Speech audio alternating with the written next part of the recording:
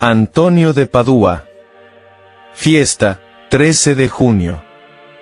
Fraile franciscano, doctor de la Iglesia. 1195 a 1231. Adaptado de la vida de los santos de Butler. Etim, Antonio, defensor de la verdad. San Antonio. Biografía. San Antonio nació en Portugal, pero adquirió el apellido por el que lo conoce el mundo, de la ciudad italiana de Padua, donde murió y donde todavía se veneran sus reliquias. León XIII lo llamó, el santo de todo el mundo, porque su imagen y devoción se encuentran por todas partes. Llamado, doctor evangélico. Escribió sermones para todas las fiestas del año. El gran peligro del cristiano es predicar y no practicar, creer pero no vivir de acuerdo con lo que se cree. San Antonio era poderoso en obras y en palabras. Su cuerpo habitaba esta tierra pero su alma vivía en el cielo. Un biógrafo de ese tiempo. Patrón de mujeres estériles, pobres, viajeros, albañiles, panaderos y papeleros.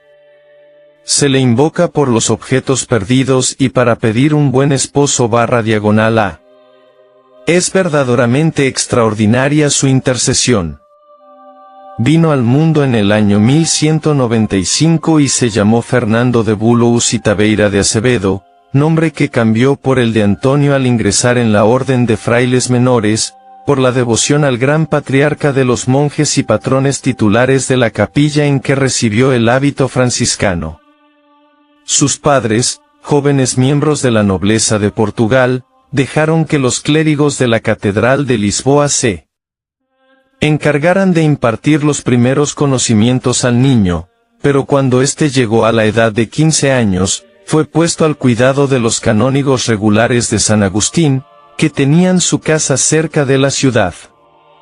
2 años después, obtuvo permiso para ser trasladado al priorato de Coimbra, por entonces capital de Portugal, a fin de evitar las distracciones que le causaban las constantes visitas de sus amistades. No le faltaron las pruebas. En la juventud fue atacado duramente por las pasiones sensuales. Pero no se dejó vencer y con la ayuda de Dios las dominó. Él se fortalecía visitando al Istmo Sacramento. Además desde niño se había consagrado a la Stma Virgen y a ella encomendaba su pureza.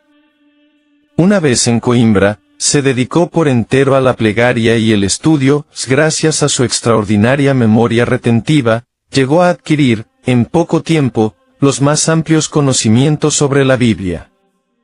En el año de 1220, el rey don Pedro de Portugal regresó de una expedición a Marruecos y trajo consigo las reliquias de los santos frailes franciscanos que, poco tiempo antes habían obtenido allá un glorioso martirio. Fernando, que por entonces había pasado 8 años en Coimbra, se sintió profundamente conmovido a la vista de aquellas reliquias y nació en lo íntimo de su corazón el anhelo de dar la vida por Cristo. Poco después, algunos frailes franciscanos llegaron a hospedarse en el convento de la Santa Cruz, donde estaba Fernando. Este les abrió su corazón y fue tan empeñosa su insistencia, que a principio de 1221, se le admitió en la orden. Casi inmediatamente después, se le autorizó para embarcar hacia Marruecos a fin de predicar el Evangelio a los moros. Pero no bien llegó a aquellas tierras donde pensaba conquistar la gloria, cuando fue atacado por una grave enfermedad, hidropesía, que le dejó postrado e incapacitado durante varios meses y, a fin de cuentas, fue necesario devolverlo a Europa. La nave en que se embarcó, empujada por fuertes vientos, se desvió y fue a parar en Mesina, la capital de Sicilia. Con grandes penalidades, viajó desde la isla a la ciudad de Asís donde, según le habían informado sus hermanos en Sicilia, iba a llevarse a cabo un capítulo general. Aquella fue la gran asamblea de 1221, el último de los capítulos que admitió la participación de todos los miembros de la orden, se estuvo presidido por él.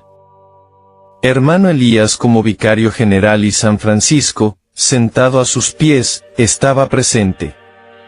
Indudablemente que aquella reunión impresionó hondamente al joven fraile portugués. Tras la clausura, los hermanos regresaron a los puestos que se les habían señalado, y Antonio fue a hacerse cargo de la solitaria ermita de San Paolo, cerca de Forlì. Hasta ahora se discute el punto de si, por aquel entonces, Antonio era o no sacerdote, pero lo cierto es que nadie ha puesto en tela de juicio los extraordinarios dones intelectuales y espirituales del joven y enfermizo fraile que nunca hablaba de sí mismo. Cuando no se le veía entregado a la oración en la capilla o en la cueva donde vivía, estaba al servicio de los otros frailes, ocupado sobre todo en la limpieza de los platos y cacharros, después del almuerzo comunal. Mas no estaban destinadas a permanecer ocultas las claras luces de su intelecto. Sucedió que al celebrarse una ordenación en Forlì, los candidatos franciscanos y dominicos se reunieron en el convento de los frailes menores de aquella ciudad.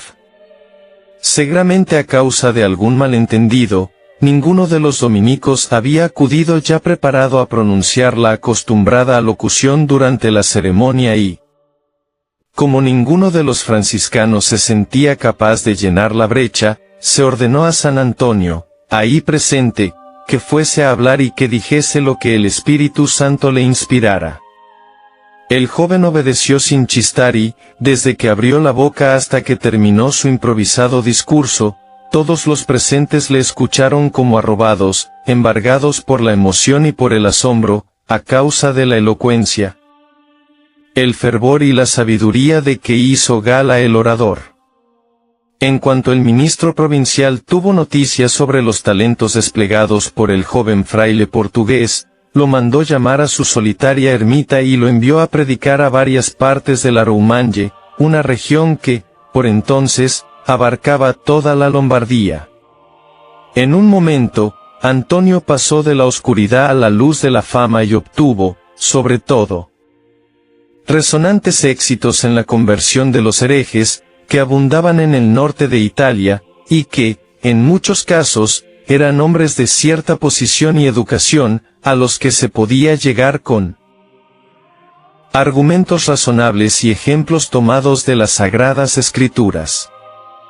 En una ocasión, cuando los herejes de Rimini le impedían al pueblo acudir a sus sermones, San Antonio se fue a la orilla del mar y empezó a gritar: «Oigan la palabra de Dios, judíes, los pececillos del mar, ya que los pecadores de la tierra no la quieren escuchar». A su llamado acudieron miles y miles de peces que sacudían la cabeza en señal de aprobación.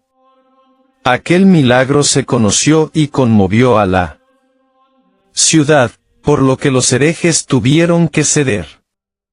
A pesar de estar muy enfermo de hidropesía, San Antonio predicaba los 40 días de Cuaresma. La gente presionaba para tocarlo y le arrancaban pedazos del hábito, hasta el punto que hacía falta designar un grupo de hombres para protegerlo después de los sermones. Además de la misión de predicador, se le dio el cargo de lector en teología entre sus hermanos. Aquella fue la primera vez que un miembro de la orden franciscana cumplía con aquella función. En una carta que, por lo general, se considera como perteneciente a San Francisco, se confirma este nombramiento con las siguientes palabras: «Al muy amado hermano Antonio, el hermano Francisco le saluda en Jesucristo. Me complace en extremo que seas tú el que lea la sagrada teología a los frailes, siempre que esos estudios no afecten al santo espíritu de plegaria y devoción que está de acuerdo con nuestra regla». Sin embargo, se advirtió cada vez con mayor claridad que la verdadera misión del hermano Antonio estaba en el púlpito. Por cierto que poseía todas las cualidades del predicador: ciencia, elocuencia, un gran poder de persuasión, un ardiente celo por el bien de las almas y una voz sonora y bien timbrada que llegaba muy lejos. Por otra parte, se afirmaba que estaba dotado con el poder de obrar milagros y, a pesar de que era de corta estatura y con cierta inclinación a la corpulencia, poseía una personalidad extraordinariamente atractiva, casi magnética. A veces, bastaba su presencia para que los pecadores cayesen de rodillas a sus pies, parecía que de su persona irradiaba la santidad. A donde quiera que iba, las gentes le seguían en tropel para escucharle, y con eso había para que los criminales empedernidos, los indiferentes y los herejes, pidiesen confesión. Las gentes cerraban sus tiendas, oficinas y talleres para asistir a sus sermones. Muchas veces sucedió que algunas mujeres salieron antes del alba o permanecieron toda la noche en la iglesia, para conseguir un lugar cerca del púlpito. Con frecuencia, las iglesias eran insuficientes para contener a los enormes auditorios y, para que nadie dejara de oírle, a menudo predicaba en las plazas públicas y en los mercados. Poco después de la muerte de San Francisco, el hermano Antonio fue llamado, probablemente con la intención de nombrarle ministro provincial de la Emilia o la Romagna. En relación con la actitud que asumió el santo en las disensiones que surgieron en el seno de la orden, los historiadores modernos no dan crédito a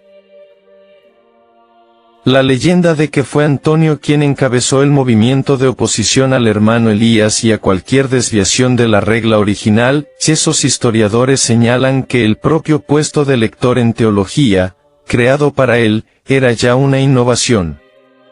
Más bien parece que, en aquella ocasión, el santo actuó como un enviado del capítulo general de 1226 ante el Papa, Gregorio IX, para exponerle las cuestiones que hubiesen surgido, a fin de que el pontífice manifestara su decisión.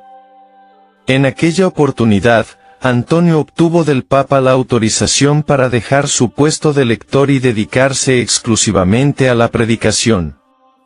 El pontífice tenía una elevada opinión sobre el hermano Antonio, a quien cierta vez llamó, el Arca de los Testamentos, por los extraordinarios conocimientos que tenía de las Sagradas Escrituras. Desde aquel momento, el lugar de residencia de San Antonio fue Padua, una ciudad donde anteriormente había trabajado, donde todos le amaban y veneraban y donde, en mayor grado que en cualquier otra parte, tuvo el privilegio de ver los abundantísimos frutos de su ministerio. Porque no solamente escuchaban sus sermones multitudes enormes, sino que estos obtuvieron una muy amplia y general reforma de conducta. Las ancestrales disputas familiares se arreglaron definitivamente, los prisioneros quedaron en libertad y muchos de los que habían obtenido ganancias ilícitas las restituyeron, a veces en público, dejando títulos y dineros a los pies de San Antonio, para que éste los devolviera a sus legítimos dueños. Para beneficio de los pobres, denunció y combatió el muy ampliamente practicado vicio de la usura y luchó para que las autoridades aprobasen la ley que eximía de la pena de prisión a los deudores que se manifestasen dispuestos a desprenderse de sus posesiones para pagar a sus acreedores. Se dice que también se enfrentó abiertamente con el violento duque Excelino para exigirle que dejase en libertad a ciertos ciudadanos de Verona que el duque había encarcelado. A pesar de que no consiguió realizar sus propósitos en favor de los presos, su actitud nos demuestra el respeto y la veneración de que gozaba, ya que se afirma que el duque le escuchó con paciencia y se le permitió partir, sin que nadie le molestara. Después de predicar una serie de sermones durante la primavera de 1231, la salud de San Antonio comenzó a ceder y se retiró a descansar, con otros 2 frailes, a los bosques de Campo San Piero. Bien pronto se dio cuenta de que sus días estaban contados y entonces pidió que le llevasen a Padua. No llegó vivo más que a los aledaños de la ciudad. El 13 de junio de 1231, en la habitación particular del capellán de las Clarisas Pobres de Arcella, recibió los últimos sacramentos. Entonó un canto a la Estma Virgen y sonriendo dijo: veo venir a nuestro Señor, y murió. Era el 13 de junio de 1231. La gente recorría las calles diciendo: ha muerto un santo. Ha muerto un santo. Al morir tenía tan solo 35 años de edad. Durante sus funerales se produjeron extraordinarias demostraciones de la honda veneración que se le tenía.